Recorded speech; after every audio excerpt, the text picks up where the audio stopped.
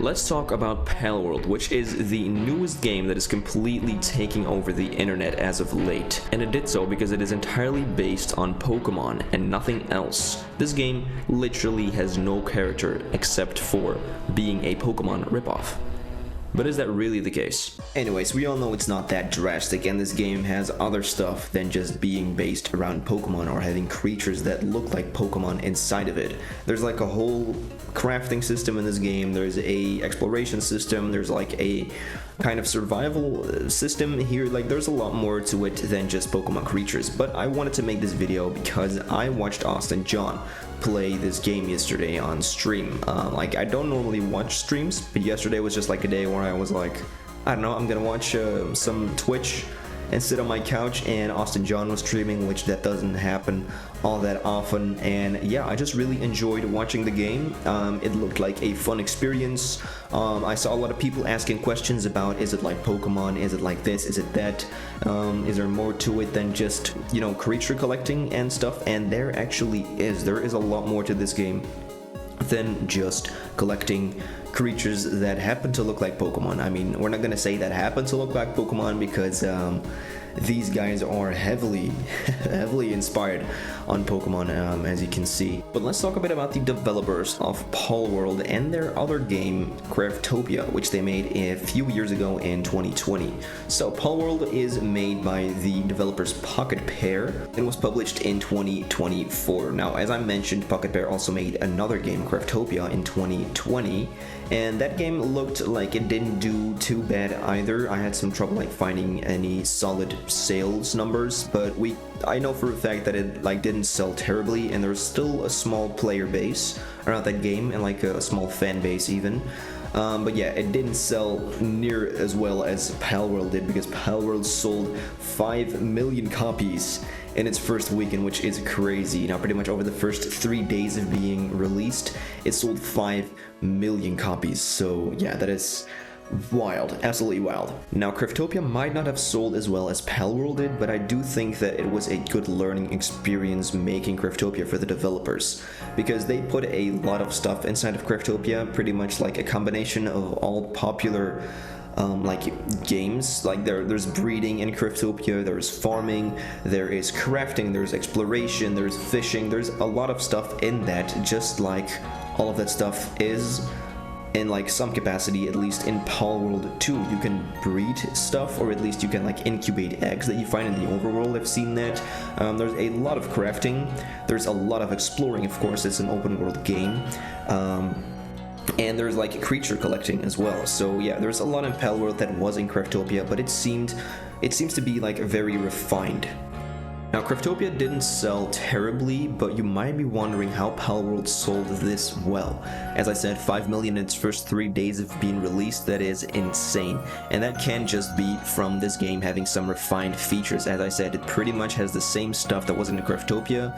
Like, it has some more stuff like creature collecting and some less stuff like, you know, there was like a lot of automation from what I could tell from watching some Craftopia stuff. But pretty much it has like a lot of the same features, but just done better. But this game can't sell that much better just from having some refined features. And I think we all know kind of what led to the sales being this insane.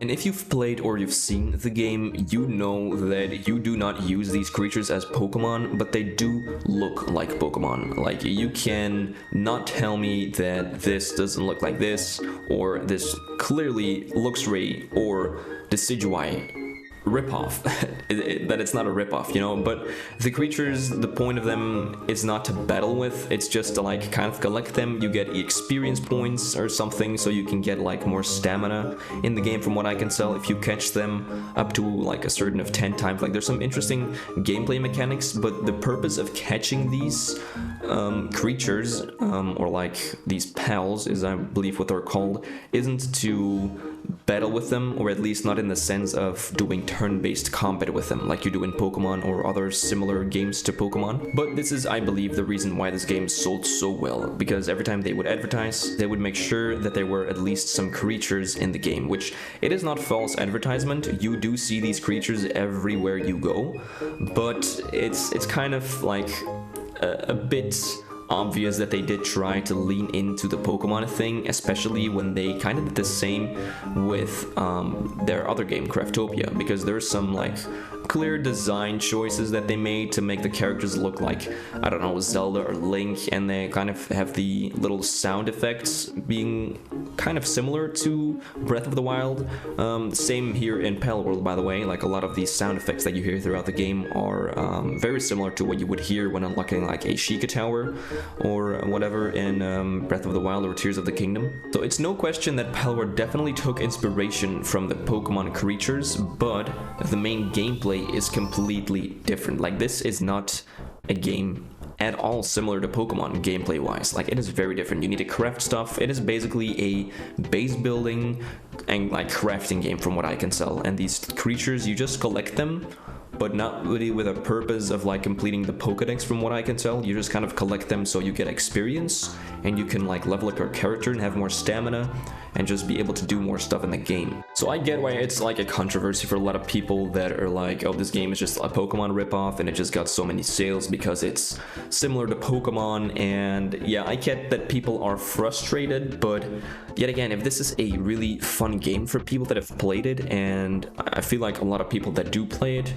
have had a good time, and I like all the stuff that I see on Twitter or X, whatever the fuck it is nowadays. You know, it's just a lot of people that I don't think played the game and are just criticizing the characters and the creatures that look like Pokemon. And yes, they do, as I've said, and as I've showed like multiple pictures of Pokemon clearly, or Pokemon, it's not Pokemon, it's Pals, of Pals looking like Pokemon, and they do, but it is way different. The gameplay is way different. If it's a fun game for people that play it, then it's a fun game and it's a good thing, you know? Like, these creatures, these Pals are probably made with AI told to like fuse certain Pokemon together, like take inspiration from Pokemon, but probably also other creature collecting games. Like, I think they didn't only base these Pals off of Pokemon, they probably based them off of a lot of just popular creature collecting games. And is there something wrong with that? I don't know, that's hard to say. I really wouldn't appreciate it if Pokemon, for example, would do that with their next generation and just took like a lot of inspiration, or even told AI to make like a Pokemon based off of this. Like, you know, I do want there, I don't know, in some case, but that is again person specific, to be like a personal connection between like a Pokemon or whatever, a creature created, and like the design. I want there to be a personal connection between the two and not just have a creature that is made by a computer, you know, like meant to look like other stuff to market their game to get more sales. But yeah, with that all being said, just like kind of a little rant, I don't have anything against Palworld, not at all. It looks like a fun game. I'm probably not going to buy it, which is why I also I have Austin John gameplay running in the background, because I don't have the game myself, because I simply, I mean, I would probably enjoy playing it, but I'm not the best at doing these like base building and survival kind of games. I just can't keep track of all too many stuff at the same time, which is probably why I don't play Pikmin either, because that's kind of like a very, you know, time management kind of game, and you gotta keep track of multiple stuff at the same time. And like with Palworld, you gotta collect the fucking wood and then do this other stuff. I mean, it's probably not as difficult as I think it is, but point being, I probably won't buy it, or like I know I won't buy it, but it does look like a fun game. So yeah, just wanted to talk about it, wanted to make some comparisons, wanted to I don't know, talk a bit about Craftopia as well, which is another game. I do need to say Palworld looks a lot better and just a lot more fun than Craftopia, so yeah, it looks like they at least learned a bit. I don't think this game was made purely to look like Pokemon and to just sell well. I mean, that's kind of tough to say. Like, every game is meant, like, is made to sell well, I think, but I don't think that it's just, it is in early access right now, but I do think they're gonna continue making the game as good as it can be. At least I hope that's what they do, and that they don't disappoint the players that are like having fun with it right now. But yeah, with that being said, have fun playing Palworld if you will, and if you don't, try not to be too hard on it. It is an entirely different game. I get that it kind of stings or something that they make use of creatures looking like Pokemon to advertise their game, even though like these cutesy creatures don't fit the environment they're in, like they're being guns and stuff like that, and just literally murdering these Pikachus, and I don't fucking know. But yeah, and don't be too hard on it. So yeah, that's gonna be it. See you later. Bye.